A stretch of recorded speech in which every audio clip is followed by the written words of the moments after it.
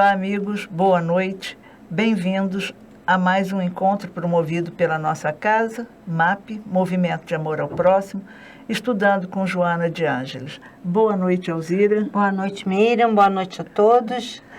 É muito bom estar aqui mais uma vez, né? Estarmos mais uma vez. E vamos começar, que hoje o assunto vai render. Como a gente disse, aqui não é um estudo acadêmico, né? É um estudando com Joana de Ângeles no nosso dia a dia, para a nossa vida. Porque estudo acadêmico a gente faz na academia. Mas a doutrina nos ensina que o estudo é vital para o espírito, para a nossa evolução, para o nosso crescimento. Então já foi falado, Alzira... Só para fazer uma parte, né? E a responsabilidade pelo conhecimento. Exatamente. Que é muita responsabilidade a partir do momento em que nós adquirimos aquele conhecimento e o que fazer com ele. Tanto que Jesus vai dizer, né? A quem mais foi dado, mais será pedido. Exatamente. E no capítulo 6 do Evangelho segundo o Espiritismo, o Espírito de Verdade diz: Espíritas, amai-vos. Esse é o primeiro ensinamento. Espíritas, instruí-vos. Este é o segundo ensinamento. Então, autoconhecimento. Tem que conhecer. Então, vamos, em episódios anteriores, a Alzira já falou aqui sobre a sombra, sobre arquétipos, sobre o ego, sobre self. São palavras que são constantes em toda a obra de Joana de Ângeles. São conceitos a que ela se refere em toda a sua obra. Por isso, a gente aqui está trazendo para a linguagem espírita, para o nosso dia a dia, o significado dessas palavras. Não vamos estudar conceitos de psicologia. Até porque é muito difícil, né, Miriam? É só para a gente pegar o que ela diz e trazer para a gente, né? Para o nosso dia a dia, como é que decodificar exatamente o que ela nos ensina.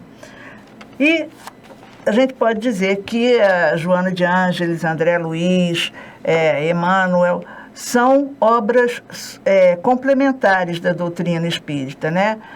O Pentateuco espírita são as obras fundamentais, são a nossa base. E o primeiro dos livros, codificado por Allan Kardec... Eu poderia dizer o que é Pentateuco? São os 5 livros da doutrina espírita. Livro dos Espíritos... Livro dos Médiuns, Evangelho segundo o Espiritismo, Céu e Inferno e Gênese. E tem também, não foi escrito por Kardec, obras póstumas, mas foram estudos que foram encontrados, manuscritos por ele, e que foram passados para o livro. Então, esses 5 foram escritos por Kardec. Mas tem também, e ele escreveu também um livro pequeno, O que é o Espiritismo, que era justamente para as pessoas que não tinham a menor noção. Mas o primeiro livro foi o Livro dos Espíritos. E no livro segundo, do Livro dos Espíritos, sim, já se falou aqui, en passant, sobre ânima e ânimos. E Joana vai abordar isso sempre, e é uma coisa importante. Então, hoje vamos falar um pouco sobre isso a partir começar pelo Livro dos Espíritos, no livro 2º, o capítulo 4, Pluralidade das Existências. A gente depois pode até fazer uma relação com o capítulo 3 do Evangelho segundo o Espiritismo, Há Muitas Moradas na Casa de Meu Pai. Mas esse item 5 diz assim: sexo nos espíritos. Item Questão 5. 6. Questão número 200. Kardec pergunta: os espíritos têm sexo? E eles nos respondem: não como entendeis, porque os sexos dependem da constituição orgânica. Há entre eles amor e simpatia, mas baseados na afinidade de sentimentos. E segue Kardec na questão 201 perguntando: o espírito que animou o corpo de um homem pode animar o de uma mulher numa nova existência e vice-versa? E eles respondem: sim, pois são os mesmos espíritos que animam os homens e as mulheres. Questão 202, Kardec insiste em perguntar: quando somos espíritos, preferimos encarnar num corpo de homem ou de mulher? E eles nos dizem, isso pouco importa ao espírito, depende das provas que tiver que sofrer.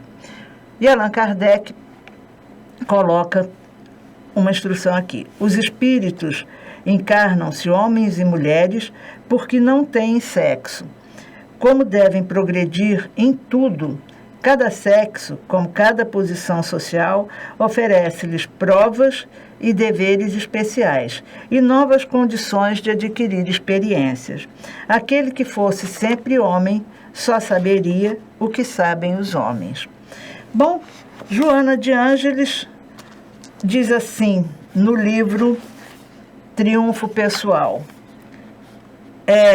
Porque assexuado, o espírito mergulha no corpo físico, ora exercendo uma polaridade e, em ocasiões outras, diferente expressão anatômica que o caracteriza como feminino ou masculino, propiciando a reprodução e ensejando-lhe sensações e emoções variadas que fazem parte do seu processo evolutivo. E antes, ela fala aí, mas eu vou passar agora para a Alzira, no parágrafo anterior ela diz assim, prevalecendo os arquétipos, já falamos aqui, de mãe e de pai, o criador da psicanálise analítica, que é Jung, deteve-se em dividi-los em 3 grupos, em razão da sua preponderância sobre todos os seres a saber. Sombra, que a Alzira já explicou aqui, né? Que pode ser a personificação não identificada ou teimosamente negada, que se apresenta nos sonhos com as mesmas características e idêntico sexo do paciente. Ânima e o ânimos, que são nosso assunto de hoje, que são conexões inconscientes vinculadas ao coletivo não identificado, expressando-se em sexo oposto ao do sonhador. E, por fim, o self, que pode ser entendido como a totalidade, e segue o texto, mas o nosso assunto é que vem a ser ânima e ânimos. Uma pergunta dela. Bom, vamos lá. O ânimo e ânima significa alma e seria o feminino, né? Se a gente fizer uma comparação, seria o lado feminino. E o ânimos, o masculino. Então, a mulher, ela nasce ânima, né? Ela nasce feminina. Prevalece nela o espírito feminino, o ânima. O ânima. E ela vai buscar o feminino, o masculino, desculpa. E o outro lado, né, inverte. Nasce o ânimos e vai buscar o ânima. E aí a gente vê, assim, qual a diferença, né? Se a gente colocar o feminino, a mulher é aquela que tem a intuição, né? A maternagem, toda essa afetividade. O homem, que é o masculino, aí, gente, é a energia. A gente não pode confundir, porque é a energia masculina e a energia feminina. Então, a energia masculina, que é representada no homem, né? Ela é o quê? O que a gente associa ao masculino? A racionalidade, né? Parte para a ação. Então, se complementam, um complementa o outro. E o ânimos e a ânima seriam a sexualidade do inconsciente. E eles estão localizados no inconsciente coletivo. Por isso que a Joana fala que foi dividido em 3 grupos os arquétipos, né, da mãe e do pai, que seria a sombra, o ânimos e a ânima, e depois vai para o self, que seria entrar nos arquétipos. Posso fazer uma pergunta? Me responde dizendo se está errado ou não. Se eu souber, eu respondo. Então, nós podemos dizer que todo ser humano encarnado tem em si essas 2 energias, ânima e ânimos. Encarnado no sexo feminino, prevalece o ânima, encarnado com fisiologia masculina, prevaleceria o ânimos, mas essas energias compõem todos os seres humanos. Sim, porque estão no inconsciente coletivo. Então, Jung fala, referir-se à alma é muito vago dentro da psicologia. Portanto, individualiza-os como funções psíquicas na medida que intermediam o inconsciente e o consciente. E também seriam arquétipos, e assim a anima corresponde ao eros materno e o ânimos ao logos paterno. Isso aqui é um assunto bem complexo, né?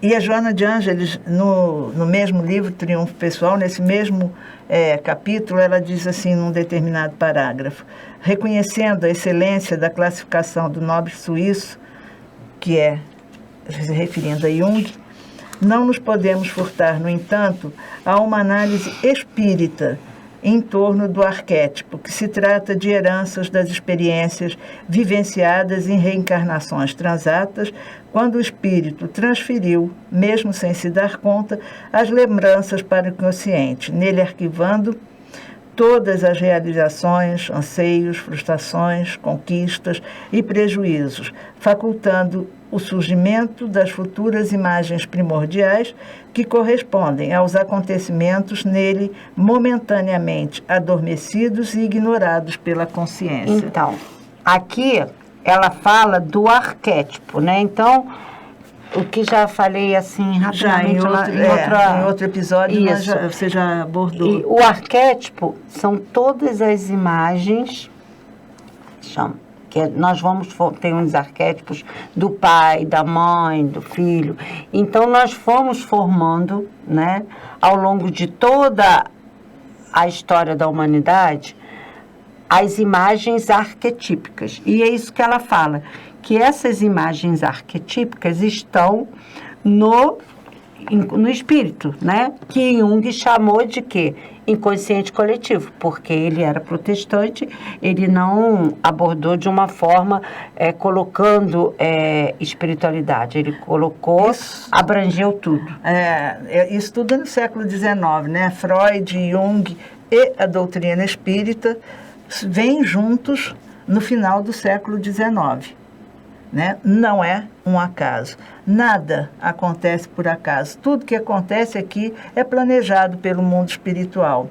E Joana mesmo diz que ela, no mundo espiritual, ela estudou mais de 50 anos, ela faz uma referência ao nosso tempo, que no tempo do espírito é diferente. Ela estudou a alma humana, a psique humana, né? E que ela foi instrutora tanto de Freud quanto de Jung. Os dois, historicamente falando, trouxeram à luz a questão do inconsciente. Já existia, os filósofos já falavam que era o mundo das ideias, mas esse assunto ele é mais trazido a todos no final do século XIX. Começa a haver uma mudança em todo o mundo. Surge a psicologia como ciência, pelo behaviorismo, né? Sim. Que é a dos ratinhos, a da experimentos, que facultou a psicologia a ser ciência, porque o inconsciente, como ele não pode ser observado, ter hipótese, tudo que a ciência... Não pode ser testado em laboratório, exato, tudo que a ciência, né, precisa para poder certificar, não tem como. O inconsciente não está ali, vamos abrir o cérebro e encontrar. Então, o que deu a psicologia a ser ciência foi o behaviorismo, quando começaram com as experiências com jatinhos no laboratório. Começar a estudar comportamento, né? Exato. Ação, reação, como podia alterar comportamento através dos reforços. Os reflexos condicionados do Pavlov, né? Isso. Do cachorrinho lá salivando quando tocava a campainha. Tudo isso... Isso é a parte que podia ser, no ser humano, testada em laboratório. Se fez com animais primeiro, né? E se viu que os humanos, que não somos animais racionais, né? E aí, se a gente for pegar lá para o começo, pegar em A Gênese, no livro A Gênese, que é o último livro da codificação, é difícil pra caramba, mas a gente vai ver a evolução do ser criado por Deus. Bom, Isso tudo a gente, na nossa linguagem espírita, está aonde? No perispírito. É o HD da humanidade, né? O inconsciente coletivo é um grande HD. Sim, tá tudo ali, né? Tudo arquivado. E detalhe, né? Porque ele é sempre atualizado. Sempre. Então, o nosso psiquismo é uma energia psíquica. Então, é como se tivesse uma rede neural, as anteninhas, e tudo a gente capta. Então, a gente nunca dorme e amanhece o mesmo, porque a gente vai captando. E com essa tecnologia, com toda essa questão, né, de computadores, de globalização, a atualização é muito rápida. E a gente pode usar essa tecnologia como uma imagem para entender o espírito, né? O nosso inconsciente. Existe um HD, né? Onde tudo que aconteceu, você pode apagar do computador, mas o perito vai lá e ele vai descobrir que aquilo ali foi escrito sim.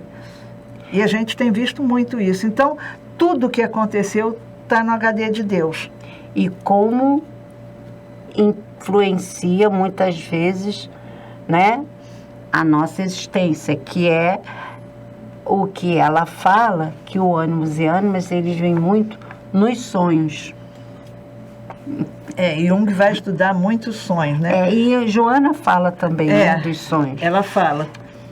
E essa questão do inconsciente, diz que Jung dizia que o consciente é como uma rolha no mar. Que o mar é o inconsciente. Assim, ouvi e li em algumas palestras de espíritas, psicólogos espíritas, que faz essa comparação. Diz que o Freud fazia com a ponta do iceberg, né? Sim. O consciente é uma ponta de iceberg. Tem uma linha, né, que fica a parte para cima. E o que acontece quando a gente não vê o fundo do iceberg? Titanic, bate e afunda. Então, enquanto a gente não conhece, não traz à tona aquilo que a gente precisa conhecer para poder modificar, a gente afunda. E lá está não só o coletivo, porque Freud só falou do pessoal, né? Que ele não concordou com Jung do coletivo. Mas você vê, se o inconsciente pessoal já traz isso, imagina também o coletivo, né? Quanto que tem aí para se buscar, né? Para se trabalhar. E nós espíritas sabemos tudo. Quando nós reencarnamos, o nosso corpo físico, ele é moldado a partir do perispírito, a partir daquilo que a gente precisa vivenciar. A gente, o espírito, né? Precisa vivenciar. Então, as pessoas que nascem com doenças que a gente diz, é kármico, o espiritismo não usa a palavra karma, usa a lei de causa e efeito. Então, se a gente não acredita, desconhece as vidas anteriores, o espírito como uma energia imortal, não dá para entender por que uma criança nasce já com uma série de doenças, nasce com anomalias físicas. Por quê? Por que uns nascem normais, com duas pernas, 2 braços, cabeça funcionando, um cromossoma muda a vida de uma criança? Por que isso? Se a gente disser, não, o pai e a mãe geram e começa ali uma vida física, que vem resgatar as suas existências anteriores, aquilo que precisa conhecer, que precisa modificar, né? E está tudo gravado no perispírito. Então, o corpo é moldado a partir dali, certo ou errado? Aquilo que a gente precisa vivenciar. Vivenciar, que ainda não demos conta, né? E os orientais falam como se a gente tivesse registros acásicos? Mas como se fosse assim. Eles falam no corpo emocional, como se fosse um armário e tivesse ali um monte de cabide com as roupinhas. Então, à medida que a gente trabalha aquela roupinha como se fosse uma questão que a gente precisa trabalhar e a gente resolveu, a gente já vai lá e pega outra roupinha. E às vezes eu falo assim, podia dar tempo de a gente descansar um pouquinho, É. porque é uma atrás da outra. Por quê? Nós nascemos já com toda a nossa estrutura psíquica para vivenciarmos aquilo que nós estamos precisando. Então, nós vamos trabalhar, um exemplo, uma pessoa que tenha muita questão da carência afetiva, né? Vai nascer, como já dizia nosso amado Chico Xavier, a gente nasce, né, na família que precisa, na casa que precisa, mora, e os amigos a gente que escolhe. Então, por que nascemos naquela família? Então, nós vamos trabalhando. Toda a nossa estrutura é para trabalhar aquela questão. Aí, trabalhamos, né? Vamos dizer que ao longo da nossa existência, nós conseguimos trabalhar aquela questão. Mas a estrutura ainda está ali. Nós só vamos mudar a estrutura na próxima encarnação. Então, o que ocorre? Às vezes eu falo assim para eles lá em cima, sabe, menina? Pensaram que ia me pegar, porque a gente trabalha. E assim, eu falo muito com meus clientes durante a evolução, né, do processo terapêutico, às vezes a pessoa fica assim, muito chateada, fala assim, eu fiz de novo, né, não aconteceu, eu regredi. Não é isso. O que ocorre é que eu falo, é como se o nosso psiquismo fosse o computador, que já está programado para aquilo ali. Então, vem aquelas respostas condicionadas, vamos dizer, né? São automáticas, porque já está programado para aquilo. Como a gente começa a fazer a terapia, o que ocorre? A gente vai desconstruindo, né? E aí a gente vai, né? Exato, e vai reprogramando o nosso computador. Então, até ter a resposta, nós vamos ficar de vez em quando indo e vindo. E depois é o que eu falei, as situações vão vir e aí a gente vai ver que resposta a gente vai dar. Então, é um constante aprendizado. Ou seja, a gente poderia dizer que o processo terapêutico é como o processo de reencarnação. Você vai mudar, daí a importância do autoconcebimento, né? São ciclos. A gente vai repetindo até aprender. Eu vou ler depois aqui um trechinho da Joana, mas a gente pegar o Evangelho segundo o Espiritismo, no capítulo 2, Jesus diz que meu reino não é desse mundo. E aí ele vai falar que ninguém pode ver o reino de Deus se não nascer de novo. Como Chico Xavier diz, né? Ninguém pode voltar atrás e fazer um novo passado, mas todo mundo pode começar agora, essas são as minhas palavras, não é textual, e fazer um novo fim. Mas nós escrevemos a nossa história. Aí no capítulo 3, há muitas moradas na casa de meu pai, a pluralidade das existências dos mundos. Então a gente não pense que só existe vida aqui na Terra. Vida, como nós conhecemos, a vida física é aqui do nosso planeta. Mas está aqui no Evangelho, no Livro dos Espíritos, o universo, ele é povoado de espíritos. Depois, no capítulo 4, ninguém pode ver o reino de Deus se não nascer de novo. Aí ele vai abordar a questão dos laços de família pela reencarnação, limites da encarnação, necessidade da encarnação. Se a encarnação é um castigo, então vamos ler o Evangelho, que o Evangelho é o livro primeiro de tudo, né? É a própria vivência de Jesus. E ainda aqui no Triunfo Pessoal, a Joana diz assim, sobre o inconsciente. As impressões, que é o que você estava falando, né? Armazenadas em camadas abaixo da consciência, constituem a área que Freud denominou como inconsciente, enquanto que Jung passou a nomeá-la como inconsciente individual, com a finalidade de diferenciá-la daquele que chamaria de coletivo, do inconsciente coletivo. Esse inconsciente individual registra e armazena as informações que foram registradas ou não pela consciência, qual sucede quando alguém está realizando uma atividade e, simultaneamente, outros fenômenos ocorrem à sua volta sem que sejam percebidos pela consciência. Então, as coisas estão acontecendo, embora a gente não veja, não as perceba, mas elas nos influenciam, né?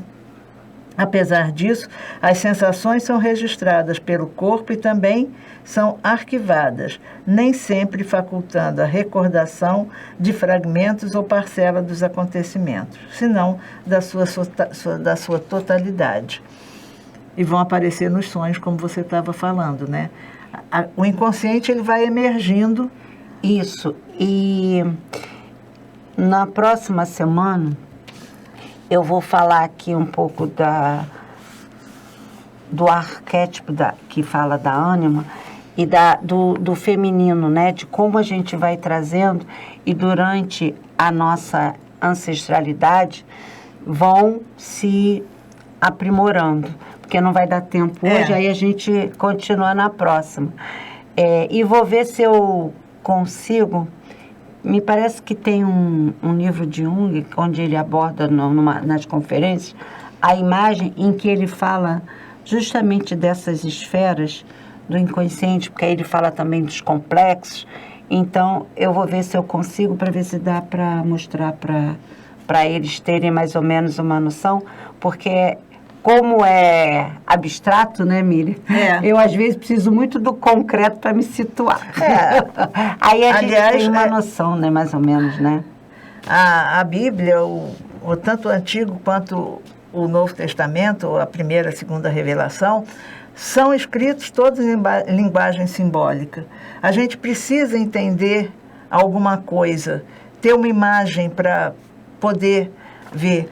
Tanto que se fala que quando a América foi descoberta, os indígenas não reconheceram, não sabiam o que era aquilo, viam aquelas caravelas e aquilo não tinha o menor significado para eles. Estavam vendo, para eles não dizia nada. Só quando foi feito o contato mais próximo, eles começaram a ver uma forma diferente e aí houve o desembarque dos portugueses, dos espanhóis, e houve contato humano. Isso é retratado bem num documentário final dos anos 70, começo dos anos 80, Blip, que fala, uma história, é um documentário sobre uma mulher surda, muda, e uma série de situações. Então, falando sobre símbolos, porque surdo não ouve, ele precisa ver a linguagem dos sinais. Então, isso tudo é reproduzido. Então, Deus nos fala por figuras, por imagens. Quantas vezes no Livro dos Espíritos, Kardec pergunta alguma coisa e eles dizem, olha, ainda não dá para vocês entenderem isso. Mas fomos criados para a angelitude, né? Vamos chegar lá. Enquanto isso, vamos aprendendo por aqui. Por isso que Jung trabalha muito com símbolos, né? E até mesmo os sonhos, quando nós acordamos, que estamos de posse da consciência, ele vem simbólico, né? A gente, para poder entender aquilo que a gente tem na consciência. Então, vem uma representatividade simbólica. Então, ele trabalha muito com isso, com os mitos e com os símbolos. A gente precisa disso, né? Sim. De, entre aspas, materializar as coisas, porque o mundo material é muito denso ainda. Sim, até para a gente focar, né? Você vê de ter um símbolo, uma imagem, um crucifixo, assim, a gente precisa ainda estamos nessa... Estamos engatinhando ainda, né? Então, a gente precisa até para focar, né? Para ter a concentração. E já estamos terminando. Então, suas considerações finais, seu boa noite. Sim. Boa noite, uma boa semana a todos e até breve, até a próxima. Namastê. Obrigada pela companhia de vocês, pela presença. Dúvidas a gente sempre tem. Ninguém sabe tudo. Mas pode ser escrito durante, como é gravado, mas a gente responde. A gente vai respondendo à medida que as questões... E também, se quiserem que a gente comente mais profundamente alguma questão que, né? Escreve lá nos comentários, escreve que... ou no chat no YouTube, ou no Facebook, que é de mais fácil acesso, né? Isso. E a gente vai, à medida do possível, respondendo. Paz e bem, paz e luz. Paz. Muita paz.